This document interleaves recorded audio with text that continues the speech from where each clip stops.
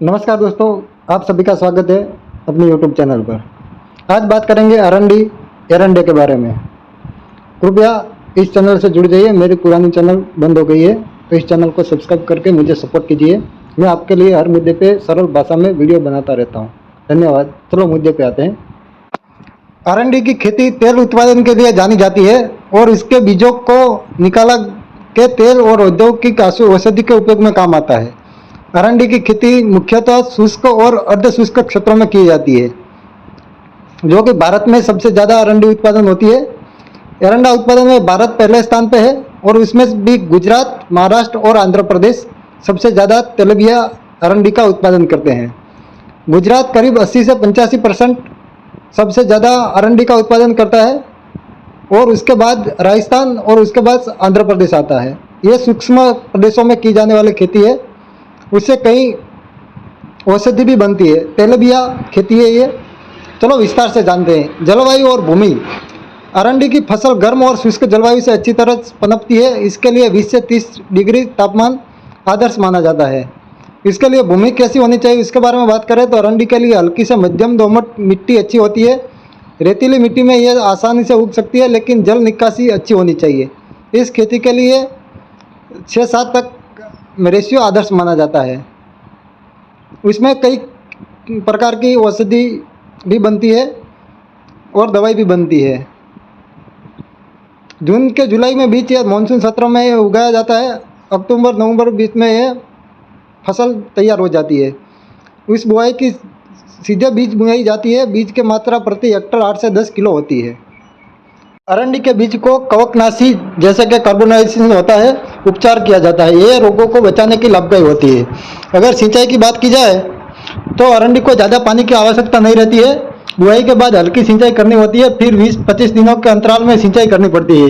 ये वर्षा में हो जाती है तो सिंचाई में आवश्यकता कम पड़ती है। इसके खाद के बारे में बात करें तो नाइट्रोजन 80 किलो प्रति हेक्टर और फॉस्फोरस 40 किलो प्रति हेक्टर उसको खाद दिया जाता है। पोटास की बात करें तो 50 किलो प्रति हेक्टर पोटास दिया जाता है। खाद को 2 भागों में बंटवारा देना चाहिए, एक बार बुआई के समय और दूसरी बार फूल आने के समय। इसके बाद रोग के बारे में बात करें तो अरंडी की फसल में जड़ गलत, तना गलत जैसे रोग और जैसिड, थिस्पी जैसे कीट लग सकते हैं। जैविक या रासायनिक कीटनाशकों का उपयोग करके इसे नियंत्रण किया जा सकता है। बुआई के समय बीज का उपचार भी रोग नियंत्रण में सहायता करता है। अगर कटाई की बात करें तो बुआई के लगभग 5-6 महीने बाद अरंडी की फसल पककर तैयार हो जाती है। जब फल फूल पूरी तरह से पककर सूख जाए तो उसकी कटाई करनी चाहिए। उपज उसकी क्या हुआ है, उसकी उपज के बारे में बात करें तो अच्छी देखभाल और उचित प्रबंधन के साथ प्रति हेक्टर 15 से 20 क्विंटल बीज की उपज मिलती है। आर्थिक लाभ के बारे में बात करें तो अरंडी तेल की बाजार में अच्छी मांग है और उसके औषधि व औद्योगिक उपयोग के कारण यह लाभदायी फसल मानी जाती है। अरंडी के कई प्रकार के उत्पादन बनाए जाते हैं, जिसमें औद्योगिक, औषधि और घरेलू उपचार शामिल है। यह अरंडी बनने वाले कुछ प्रमुख उत्पादन की बात करते हैं। औषधि उपचार में अरंडी का तेल कब्ज दूर करने लिए, पेट समस्या को समाधान के लिए उपयोग किया जाता है। उससे कई सारे सौंदर्य प्रसाधन भी बनते हैं। त्वचा और बालों की देखभाल के लिए उसका उपयोग होता है, जैसे कि मॉइस्चराइजर हो, बालों का तेल और लिप का बाम हो। साबु, क्रीम और बॉडी लोशन में भी उसका इस्तेमाल होता है। दूसरा उपयोग है उसका बायोडीजल। अरंडी का तेल बायोडीजल निर्माण में उपयोगी होता है। इसके लिए उच्च ऊर्जा और धनत्व संयुक्त होता है। इसके कारण वो मशीनरी के लिए उपयोगी होता है। रसायन और उद्योग की बात करें तो पेंट और वॉशिंग। अरंडी तेल की विभिन्न प्रकार की पेंट, कलर बनते हैं और वार्निश भी बनाए जाते हैं। प्लास्टिक उपयोग में अरंडी के तेल में पॉलीमर और अन्य उत्पादन बनाए जाते हैं। इसका उपयोग ग्रीस और मशीनरी लुब्रिकेशन बनाने में भी होता है। फार्मेसी उत्पादन। अरंडी तेल का उपयोग दवाओं में किया जाता है, खासकर त्वचा रोग, गठिया और मांसपेशियों के दर्द में उपचार होता है।